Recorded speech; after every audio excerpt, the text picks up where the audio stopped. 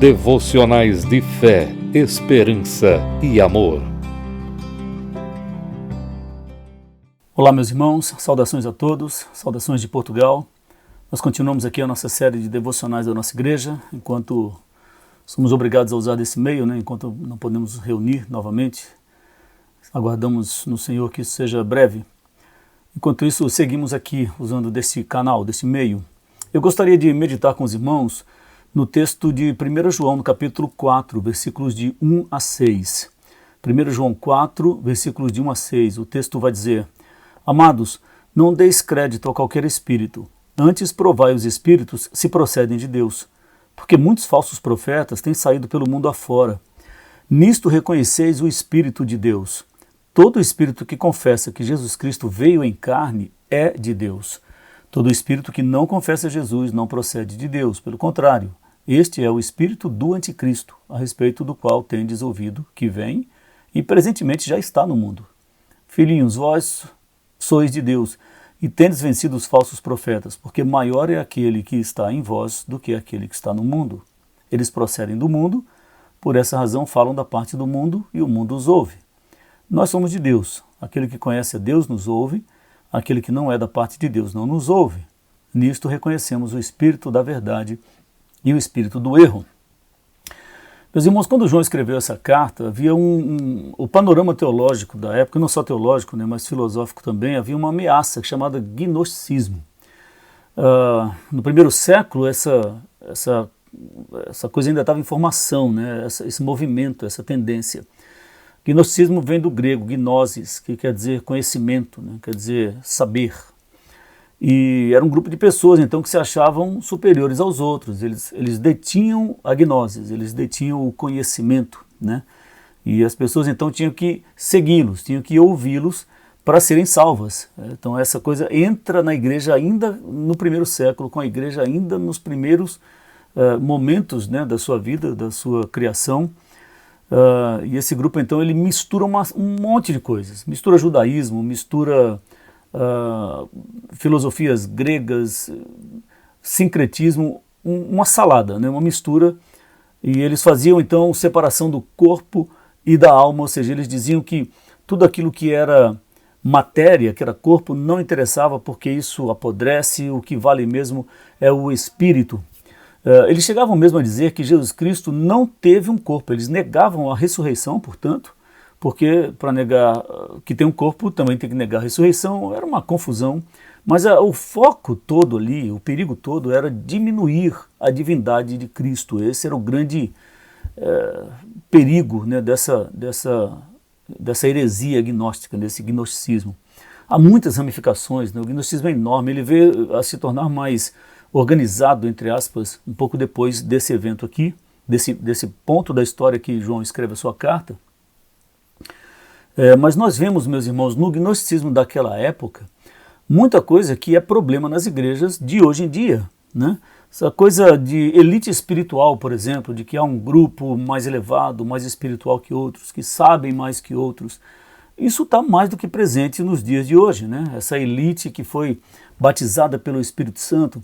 Ou então, em outra ramificação, essa elite que tem doutorado, que sabe teologia, que já fez tudo quanto é curso e tal, são os espirituais, seres mais elevados que o outro.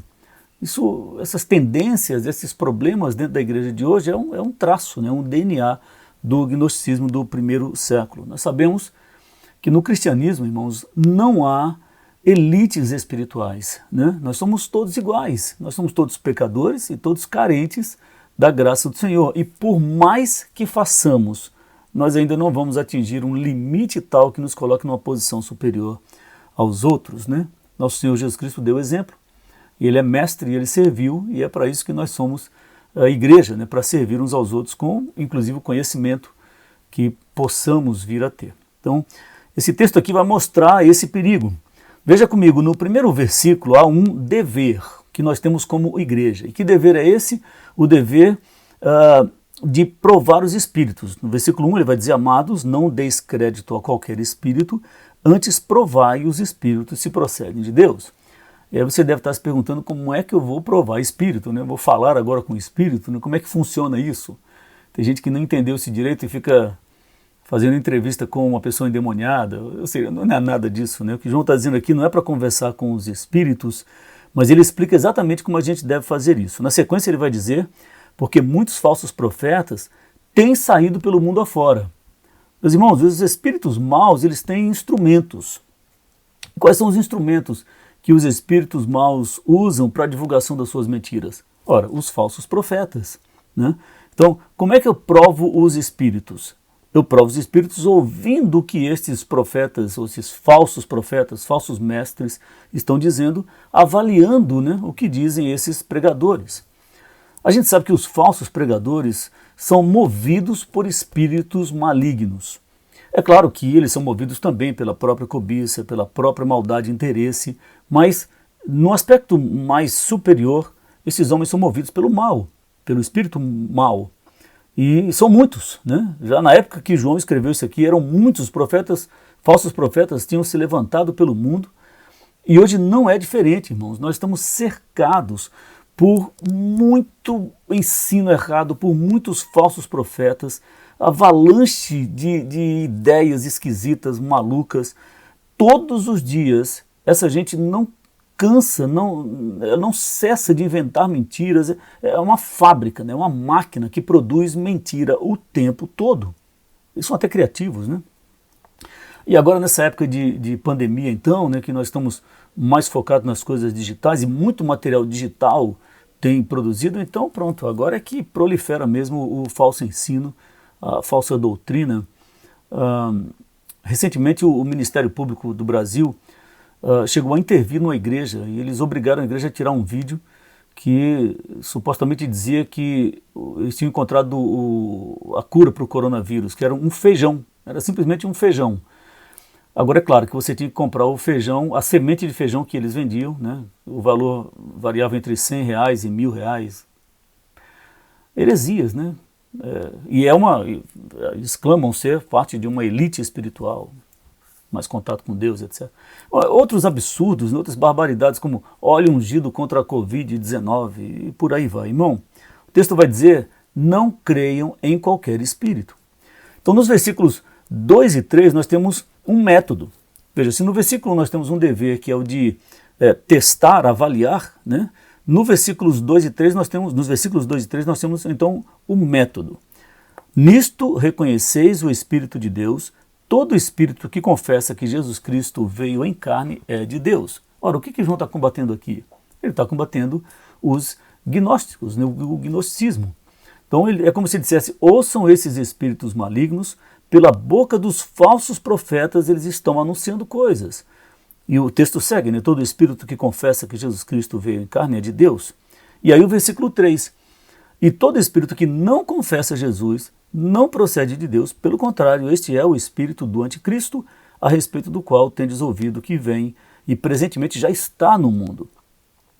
Irmãos, com a expressão espírito do anticristo aqui, João quer dizer que existem muitos anticristos espalhados pelo mundo, e são todos aqueles que ensinam doutrinas falsas, ensinam doutrinas contra o ensino apostólico que está registrado nas Escrituras. E o método que João usa para avaliá-los é ouvir e comparar se o que eles estão dizendo está em harmonia com o que foi revelado nas Escrituras. Meu irmão, se o que eles dizem não está em harmonia, não adianta, se fala bonito, se são simpáticos, se são bonitinhos, se arrumam bem, se posicionam bem nas câmeras, se tem um bom estúdio, se tem uma boa igreja, se falam muito de Jesus, glória a Deus. Meu irmão, não adianta nada disso. Se não está em harmonia com o ensino dos apóstolos, é anticristo e você deve se afastar desse ensino. Então nós temos um dever que é avaliar. Né? O segundo ponto aqui, nós temos um método, né? Que é avaliar com as Escrituras, com a harmonia do que foi revelado nas Escrituras. No versículo 4 nós temos um poder. Isso é muito bom nós saber que nós temos. Né? Versículo 4 vai dizer, filhinhos, vós sois de Deus e já tendes vencido os falsos profetas, porque maior é aquele que está em vós do que aquele que está no mundo. Meus irmãos, nós como crentes, nós temos condições espirituais de nos proteger contra esses homens.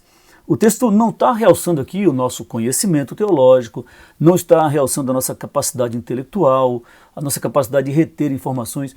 Essas coisas todas são importantes, mas o que o texto está realçando aqui é que o Espírito Santo habita em nós.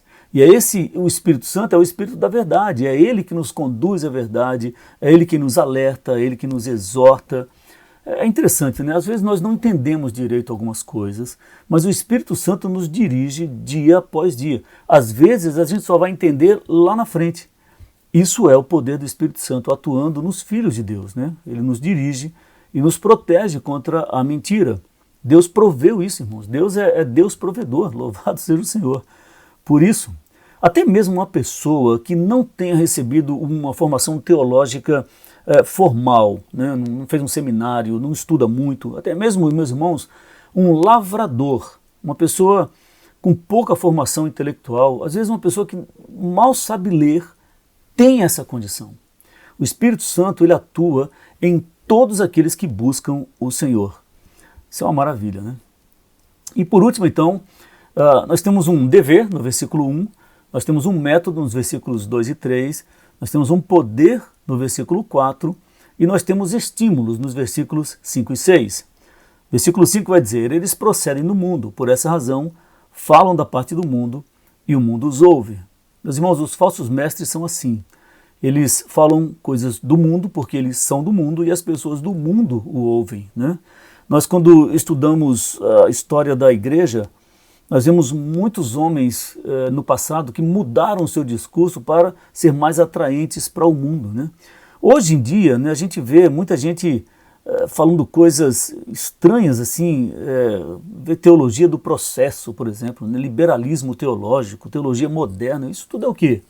Como no passado, são falsos mestres distorcendo a mensagem do Evangelho, inundando a sua mensagem de mundanismo, de humanismo, para serem mais atraentes aos homens, para que o mundo moderno o ouça.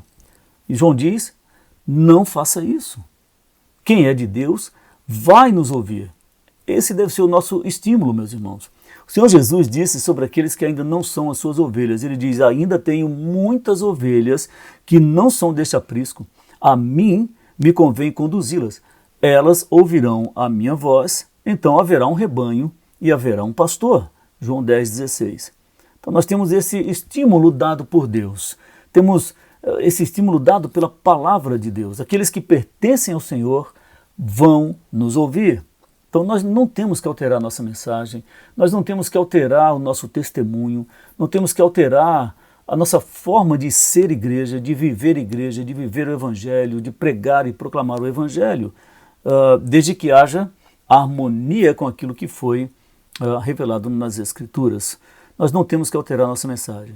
Aqueles que são de Deus ouvirão e virão. Então nós temos um dever, nós temos um método, nós temos um poder e nós temos um estímulo nesse texto que nós acabamos de ler. Meus irmãos, que o Senhor nos ajude então, né?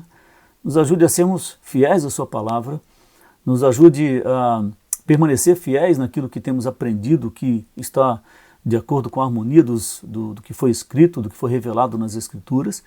Que o Senhor nos ajude a viver nesse mundo sabendo que nós temos o poder do Espírito Santo que nos auxilia a nos defender de falsos ensinos, desses falsos mestres, espíritos de anticristo, que estão inundando o mundo, estão espalhados pelo mundo aí. Que o Senhor nos ajude a não alterar o que recebemos, a amar o Senhor e depender dEle. Então que o Senhor abençoe a sua vida, que o Senhor o ajude a continuar firme, como nós lemos em 1 Coríntios no capítulo 15, inabaláveis, sempre abundantes na obra do Senhor, sabendo que no Senhor o vosso trabalho não é vão. Que Deus o guarde em sua mão. A Palavra de Deus, pelo presbitério da Igreja Batista Parque Industrial, São José dos Campos.